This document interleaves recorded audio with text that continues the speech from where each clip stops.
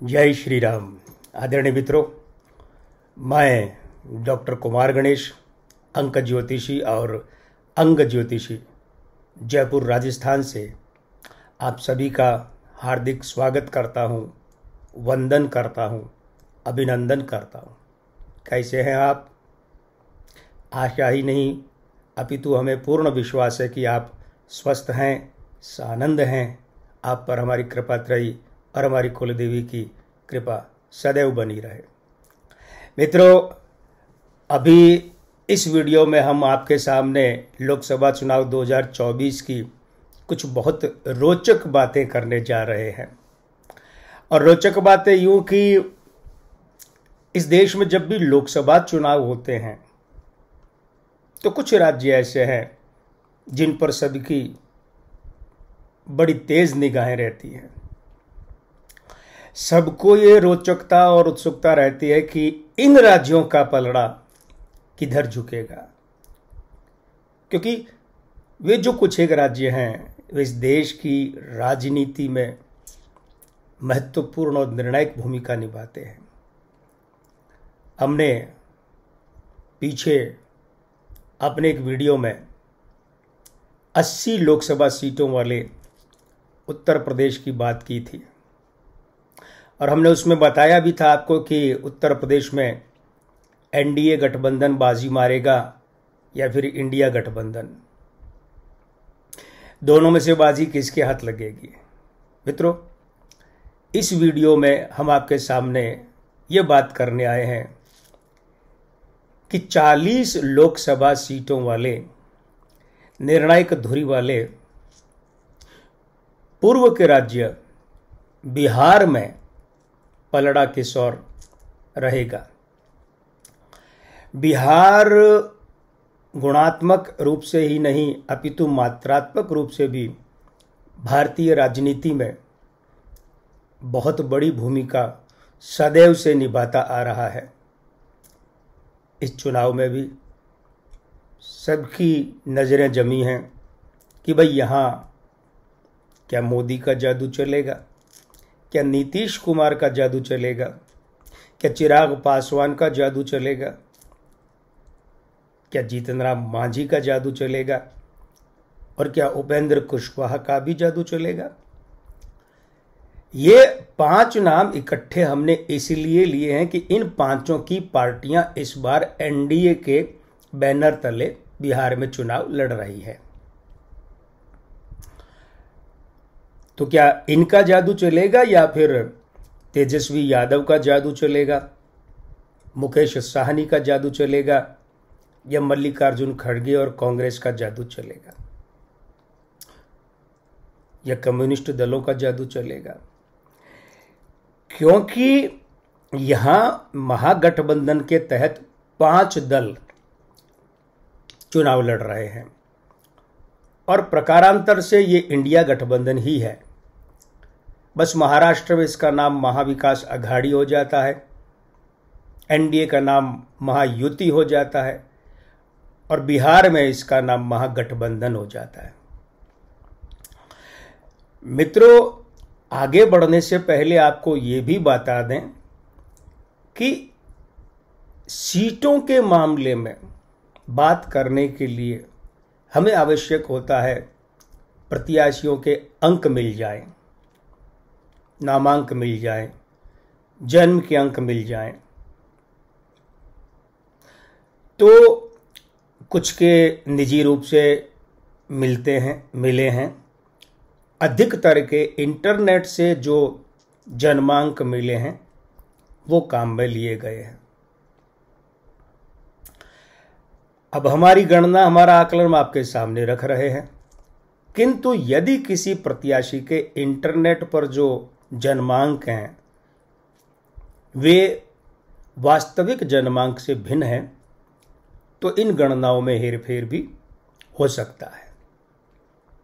इसलिए हम ऐसा कोई दावा नहीं करने जा रहे कि 4 जून को मतगणना का परिणाम ठीक ठीक ऐसा ही रहेगा जैसा हमने कहा है। ऐसी कोई बात नहीं है। जैसे ओपिनियन पोल होते हैं, सेफोलॉजिकल सर्वे होते हैं, एग्जिट पोल होते हैं, रायशुमारी होती है, उसी तरह से उस आकलन की तरह से ये भी आकलन है एक, और ये अंक ज्योतिष के आधार पर किया गया है।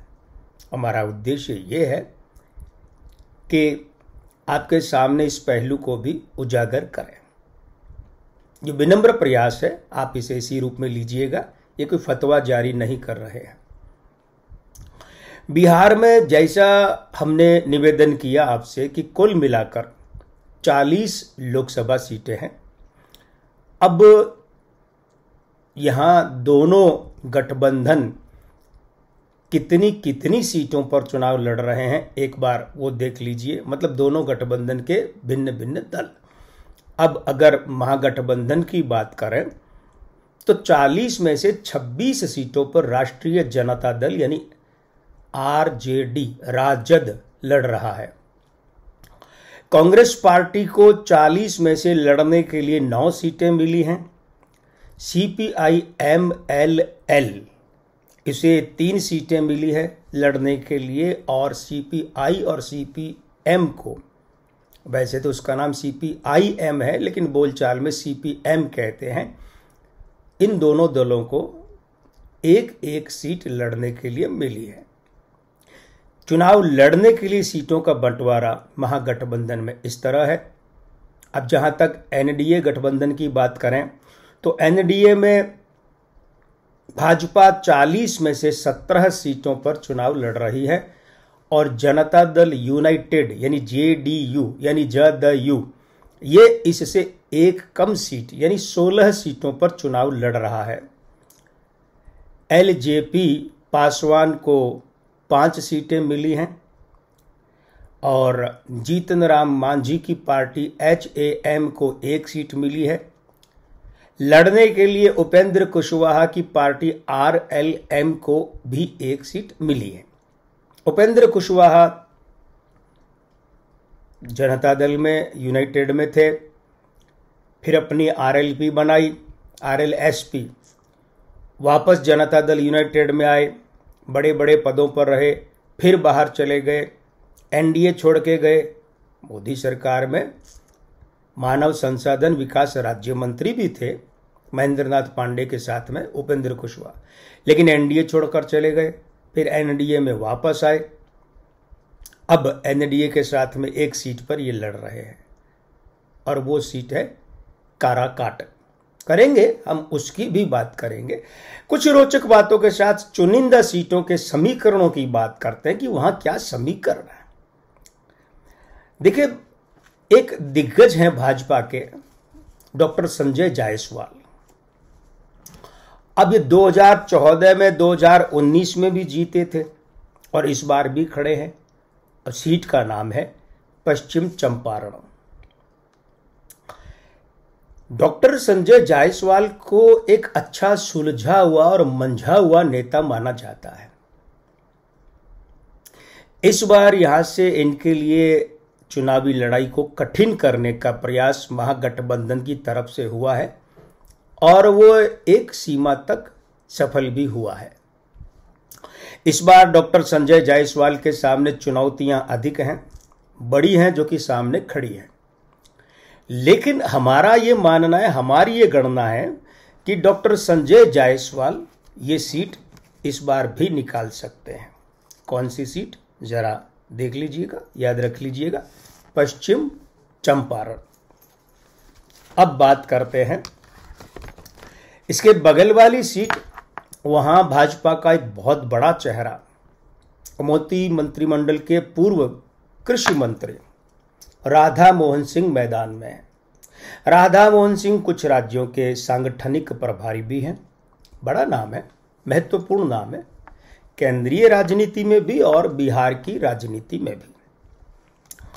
राधा मोहन सिंह 2014 में यहां से जीते, 19 में भी यहां से जीते, 24 में फिर से मैदान में है।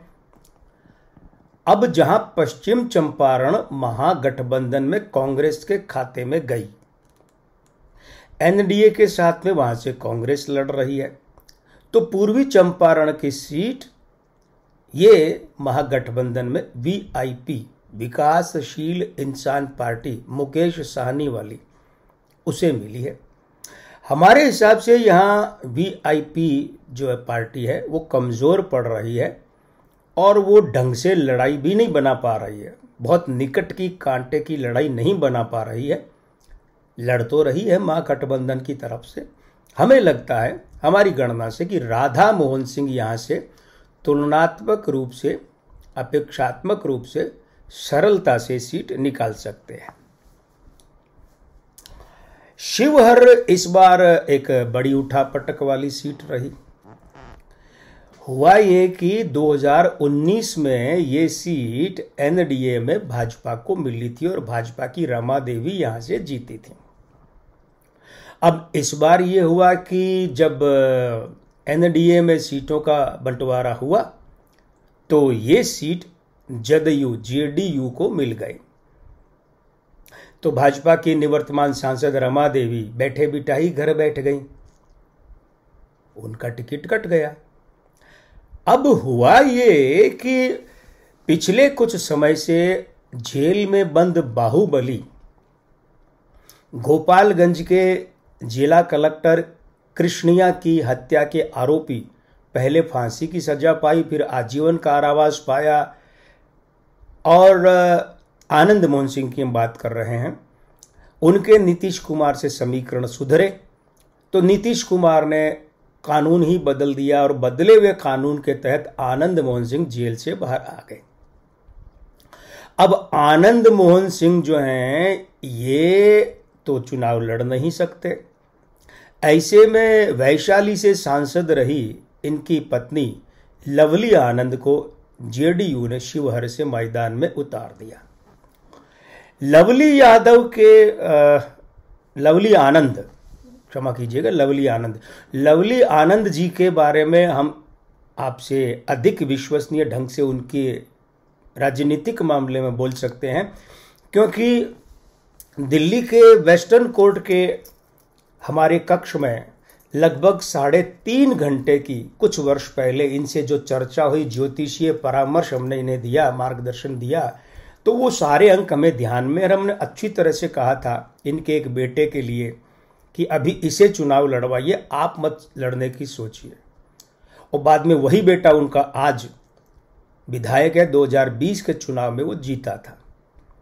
अब लवली आनंद ये मैदान में है और यहां से आरजेडी ने ऋतु जायसवाल को खड़ा किया, यानी यहां महिला सशक्तिकरण का मामला बनेगा, जीते भले चाहे कोई भी पार्टी का प्रत्याशी, दोनों ही महिलाएं हैं। लेकिन जैसा कि हमने आपसे निवेदन किया कि लवली आनंद जी के अंकों के मामले में, उनकी राजनीतिक ग्रह दशा के मामले में हमने बहुत अध्ययन किया हुआ है, इसीलिए हमें लगता है कि ये जो शिवहर सीट है ये लवली आनंद जी हार सकती हैं और ऋतु जायसवाल आरजेडी की प्रत्याशी यहां से जीत सकती है।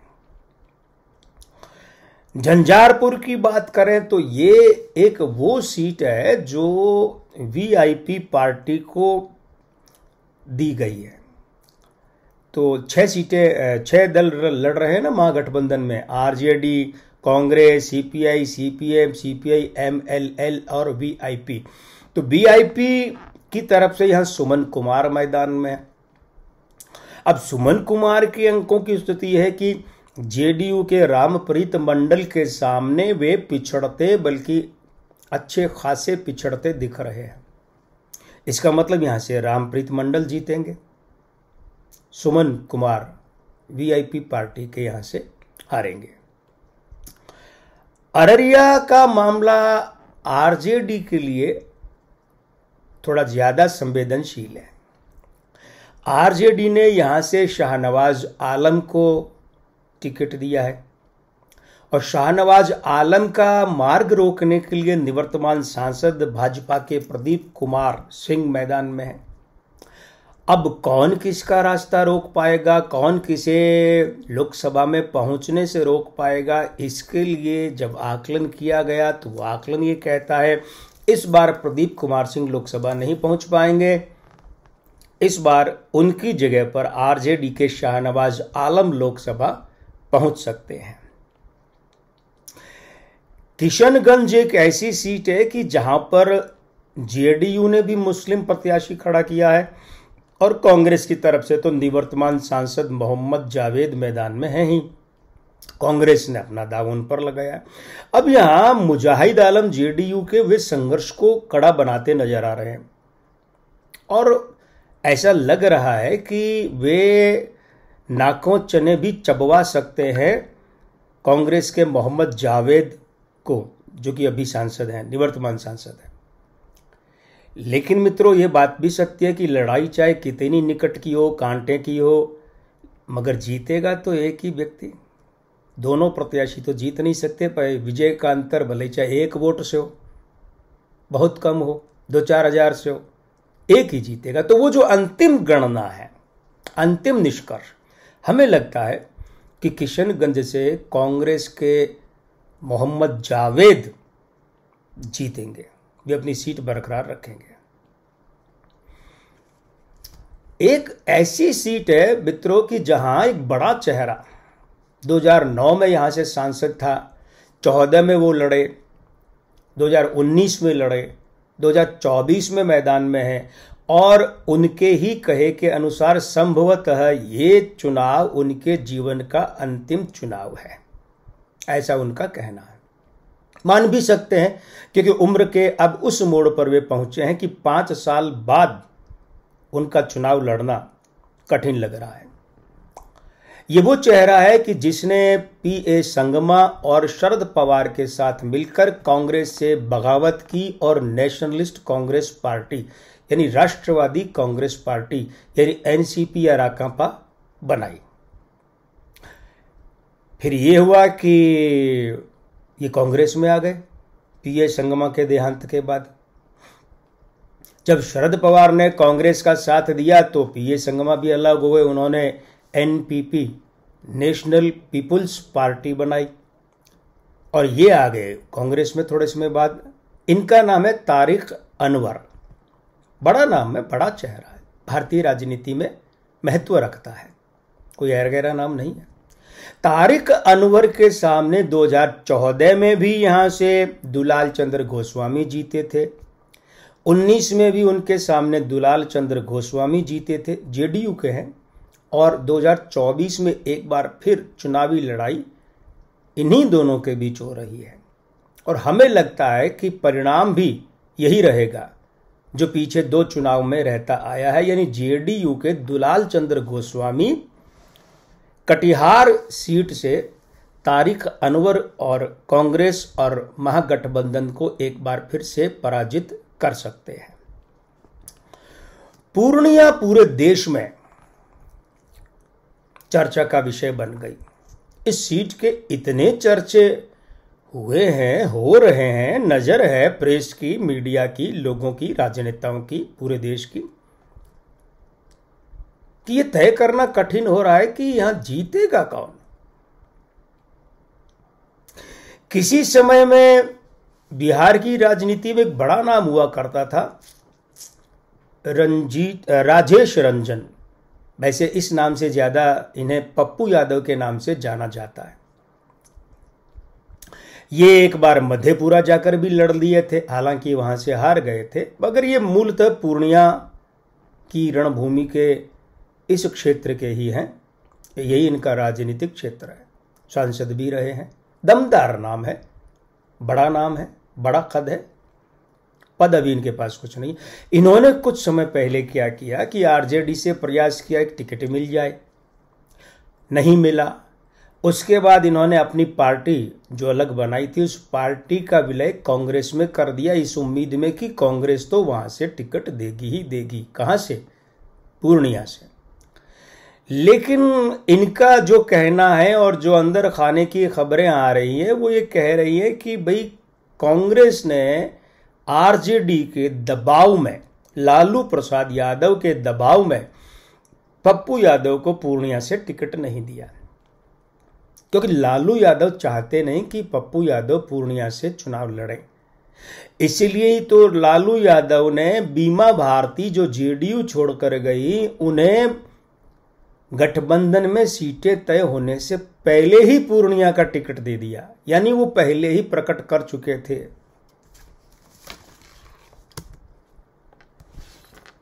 यानी वो पहले ही प्रकट कर चुके थे कि भाई देखिए हमारे यहाँ से जो मामला है वो बीमा भारती लड़ेगी।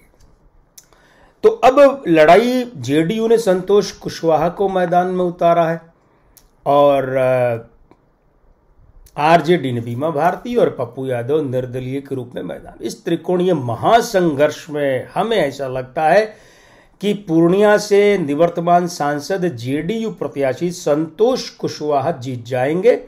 बीमा भारती को भी निराश होना पड़ेगा और पप्पू यादव के गले में एक बार फिर से पराजय पड़ सकती है।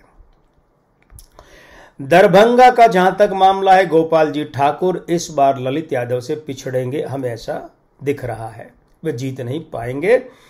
वैशाली में क्या हुआ? वैशाली में ये हुआ कि भाजपा ने यहां से ये एलजेपी के खाते में एनडीए में सीट दे दी, तो वीणा देवी एक बार फिर से मैदान में है। आरजेडी से विजय कुमार शुक्ला यानी मुन्ना शुक्ला मैदान में है। ये बाहुबली माने जाते हैं वहां से और बड़े बड़े दावे दोनों ही तरफ से किए जा रहे हैं कि हम जीतेंगे, सामने वाला नहीं जीतेगा। लेकिन हमारी गणना के हिसाब से वैशाली से एलजेपी और एनडीए की प्रत्याशी श्रीमती वीणा देवी एक बार फिर से जीतने जा रही है और विजय कुमार शुक्ला यानी मुन्ना शुक्ला को यहां हार मिलेगी। सीवान का मामला बड़ा रोचक है। यहां से एक नाम शहाबुद्दीन, जो खौफ का, आतंक का, भय का पर्याय बन चुके थे, वो थे। उनका रथ रोका, लगाम दी उनके रथ को 2009 में और ओम प्रकाश यादव ने पहले यहां से निर्दलीय जीते, फिर भाजपा के प्रत्याशी के रूप 2 बार उन्होंने विजय प्राप्त करके शहाबुद्दीन का पतन का रास्ता खोल दिया राजनीतिक रूप से। उसके बाद ये हुआ कि भाजपा ने यहां से ये जेडीयू को सीट दे दी, तो जेडीयू ने अपने प्रत्याशी को खड़ा किया, तो ओम प्रकाश यादव का रास्ता बंद हो गया। अभी क्या हुआ, लंबे समय तक ये सीट आरजेडी ने रोक कर रखी, ये आरजेडी के खाते में आई महागठबंधन से। तो शहाबुद्दीन की पत्नी हिना जी जो हैं, वे यहां से उम्मीद कर रही थी कि टिकट मिलेगा मिलेगा मिलेगा, नहीं मिला। खैर बाद में आरजेडी ने यहां से अवध बिहारी चौधरी को मैदान उतारा और जेडीयू ने क्या किया कि अपनी निवर्तमान सांसद पिछली विजेता कविता सिंह का टिकट काट दिया और विजय लक्ष्मी जी को मैदान में उतारा। हमें लगता है कि श्रीमती विजय लक्ष्मी और जेडीयू सीट जीतेंगे और यहां से आरजेडी को निराश होना पड़ेगा। सारण, ये किस कारण इतनी अधिक प्रसिद्ध हो गई है इस बार सीट? भाई भाजपा का तो पिछला चेहरा राजीव प्रताप रूडी लड़ रहे हैं। अब देखने वाली बात है कि यहां पर संघर्ष कितना अच्छा बन पड़ा है या बन पड़ेगा, क्योंकि आरजेडी ने लालू यादव की छोटी बेटी रोहिणी आचार्य को यहां से मैदान में उतार दिया।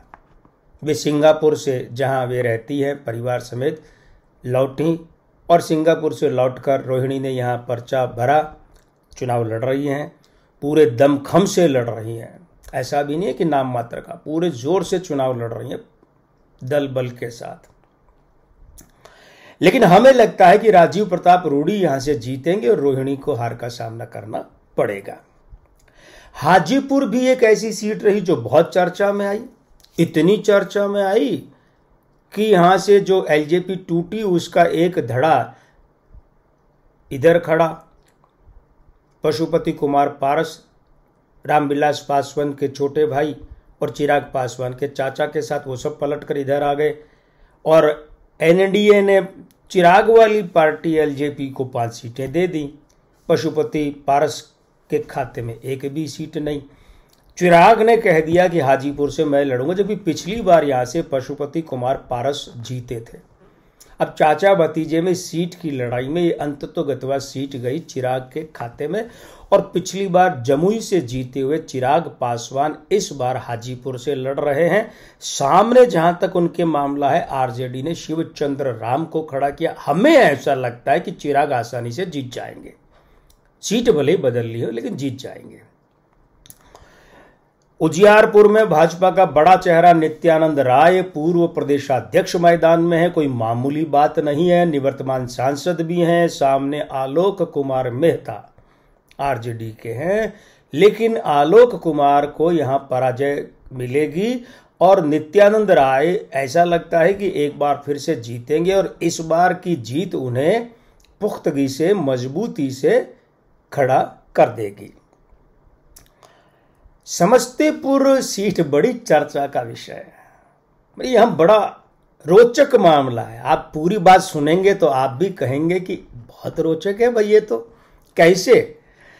मजे की बात देखिए कि यहाँ जो दो प्रत्याशी लड़ रहे हैं चुनाव, युवा चेहरे, उन दोनों के ही पिता नीतीश कुमार की सरकार में मंत्री हैं।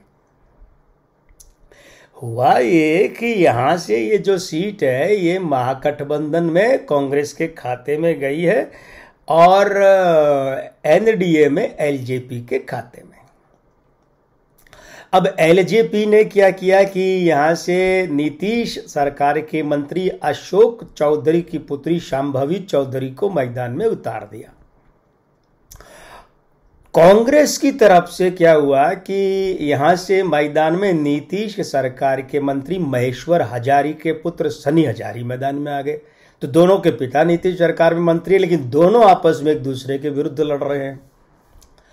ऐसा कहा जा रहा है कि सनी हजारी ने थोड़े समय पहले अपनी संतान के जन्मदिन की पार्टी में चिराग पासवान को बुलाया था, बड़ा सम्मान प्रेम दिया और बराबर संपर्क में रहे इस उम्मीद में कि उन्हें यहां से चिराग पासवान टिकट देंगे। लेकिन चिराग पासवान ने उनकी बजाय शांभवी चौधरी को टिकट दिया, तो सनी हजारी ने कांग्रेस से टिकट लिया और वे यहां खमटोक कर खड़े। हमारी गणना ये कहती है कि इस रोचक संघर्ष में, ये जो संघर्ष हो रहा है यहाँ दोनों युवा चेहरों, दोनों मंत्री पुत्रों के बीच में, यहां से एलजेपी की शांभवी चौधरी जीत सकती हैं। और बेगूसराय बड़ा नाम है, गिरिराज सिंह, पिछली बार इन्होंने नौसिखिए कन्हैया कुमार को हराया था। नौसिखिया मतलब राजनीति में नए थे, नई राजनीति सीख रहे थे, तब वो सीपीएम की तरफ से मैदान में थे। इस बार अवधेश राय सीपीआई की तरफ से मैदान में। गिरिराज सिंह की सीट बदली गई थी 2 बार के मामले में जीते हुए। हमें लगता है कि गिरिराज सिंह को इस बार भी जीतने में कोई परेशानी नहीं हो रही है, वे जीतेंगे और आराम से जीतेंगे। अब हम बात करें मुंगेर की, तो ये इसलिए चर्चा का या विशेष ध्यान देने का विषय है कि यहां से जेडीयू का बड़ा चेहरा राजीव रंजन सिंह, इस नाम से कम बल्कि ललन सिंह नाम से अधिक जाने जाते हैं, वे मैदान में हैं। ललन सिंह का जीतना या हारना बहुत बड़ा भूचाल ला देगा, बिहार की नहीं बल्कि राष्ट्रीय राजनीति में भी, क्योंकि नीतीश कुमार के लिए वो बहुत महत्वपूर्ण बात होगी उनका जीतना। देखें क्या रहता है। इनके सामने अनीता देवी महतो आरजेडी की, इनके पति, हम यहां नाम नहीं लेंगे, इनके पति बहुत बड़े अपराध के सिलसिले में जेल में थे, अभी थोड़े समय बाहर आए और चूंकि वे खुद चुनाव नहीं लड़ सकते, अयोग्य घोषित है, इसलिए उन्होंने झटपट शादी की और अनीता देवी महतो को, अपनी पत्नी को यहां से टिकट दिलवाया। मगर हमें लगता है कि ललन सिंह यहां से जीत जाएंगे। मुंगेर, पटना साहिब भाजपा का बड़ा चेहरा शत्रुघ्न सिन्हा, पूर्व बड़ा चेहरा, जीते थे 9 में, बल्कि 2014 में, क्षमा कीजिएगा 2014 में यहां से जीते। तब उनके सामने कांग्रेस की तरफ से आए थे शेखर सुमन, जो कुछ दिनों पहले अभिनेता शेखर सुमन भाजपा में आ चुके हैं। उसके बाद शत्रुघ्न सिन्हा बागी हुए और 2019 में यहां से रविशंकर प्रसाद के सामने खड़े हुए।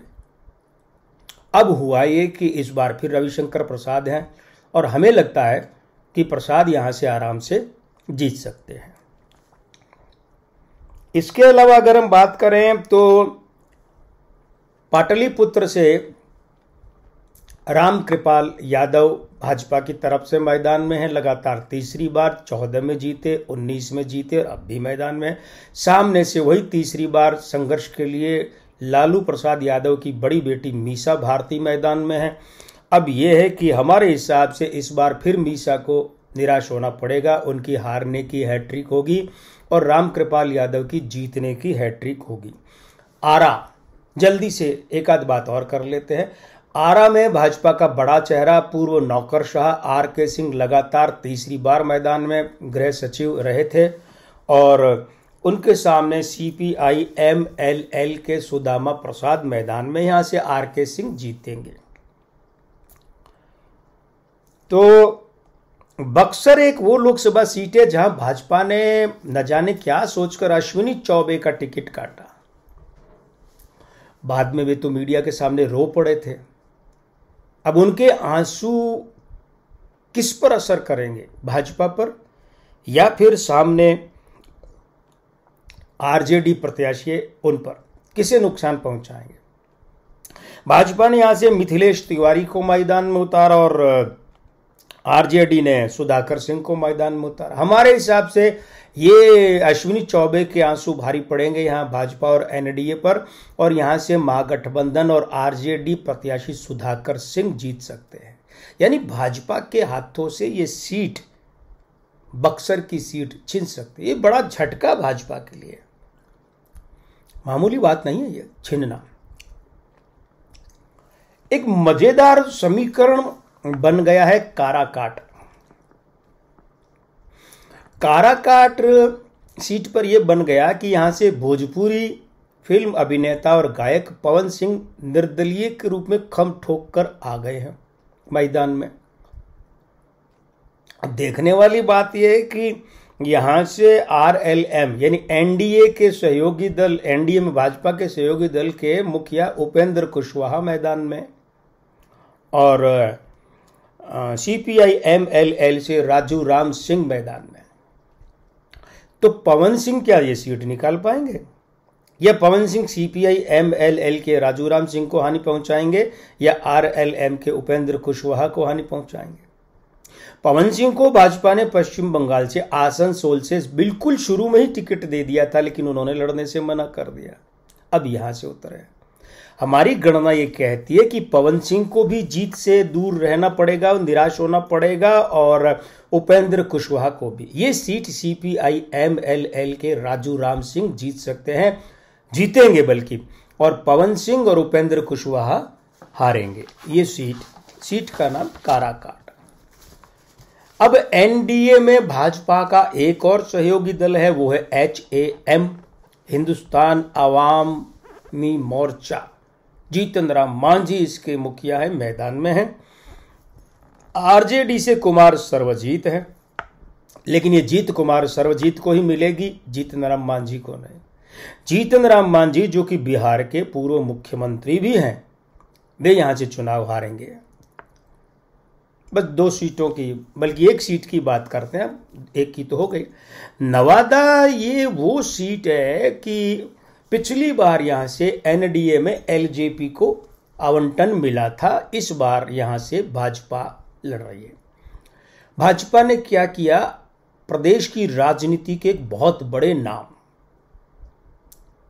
सीपी ठाकुर, पद्मश्री सीपी ठाकुर के बेटे और वर्तमान में राज्यसभा सांसद विवेक ठाकुर को मैदान में उतारा। तो यहां किसकी ठकुराई चलेगी?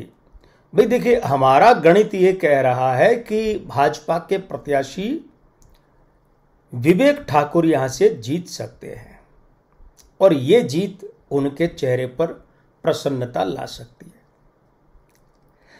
मित्रों, बिहार का जो संघर्ष है उत्तर प्रदेश के मुकाबले में आधी लोकसभा सीटों का है, यानी 40। लेकिन महत्व, हमने कहा ना, मात्रात्मक नहीं गुणात्मक रूप से भारतीय राजनीति पर बड़ा प्रभाव छोड़ता है। अब देखिए, दोनों गठबंधनों यानी एनडीए गठबंधन और इंडिया गठबंधन यानी कि महागठबंधन की बात करें तो भाजपा 17 सीटों पर लड़ रही है, 12 सीटें जीतेगी। जेडीयू 16 सीटों पर लड़ रही है, 13 सीटें जीत सकती है, और एलजेपी 5 सीटों पर लड़ रही है और 4 सीटें जीत सकती है। तो 13, 12, 25 और 4 29, यानी कि एनडीए को 40 में से 29 सीटें मिल सकती हैं। RLM और HAM को कोई सीट मिलती नहीं दिख रही है। महागठबंधन की बात करें तो RJD 26 सीटों पर चुनाव लड़ रहा है, 8 सीटें इसके खाते में आ सकती हैं। और कांग्रेस का जहां तक मामला है, ये 9 सीटों पर चुनाव लड़ रही है, 1 सीट इन्हें मिल सकती है। CPM 1 सीट पर चुनाव लड़ रही है और ये सीट जीत सकती है। CPI-MLL 3 सीटों पर चुनाव लड़ रही है और 1 सीट ये जीत सकती है। कुल मिलाकर 8 और 1 9 और 1 10 और 1 11, यानी 11 सीटें महागठबंधन को मिल सकती है। तो 29 और 11 ये आंकड़ा बिहार का बैठ रहा है। मित्रों, हम फिर हाथ जोड़कर निवेदन कर दें कि ये कोई फतवा नहीं है, हमारी भविष्यवाणी कोई ये दावा नहीं है कि 4 जून को ठीक परिणाम यही रहेंगे। लेकिन ये जैसे सेफोलॉजिकल सर्वे होता है, जैसे ओपिनियन पोल होता है, जैसे एग्जिट पोल होता है, उसी तरीके से अंक ज्योतिषीय आकलन है। अंक ज्योतिष के आधार पर गणना करके ये संभावनाएं आपके सामने रखी गई हैं और आप एक संभावनाओं को पुख्ता कर दीजिए। वो संभावना ये है कि आप हमारा चैनल सब्सक्राइब करेंगे, तो इसे पुख्ता कर दीजिए और एक कष्ट कीजिए कि अगर अभी भी आपने हमारे चैनल सब्सक्राइब नहीं किया है तो कर लीजिए, जिससे कि ऐसी ही अंक ज्योतिष से संबंधित रोचक बातें हम आपके साथ लाते रहेंगे और आप हमसे जुड़कर प्राप्त करते रहेंगे। इस वीडियो में इतना ही। जय श्री राम।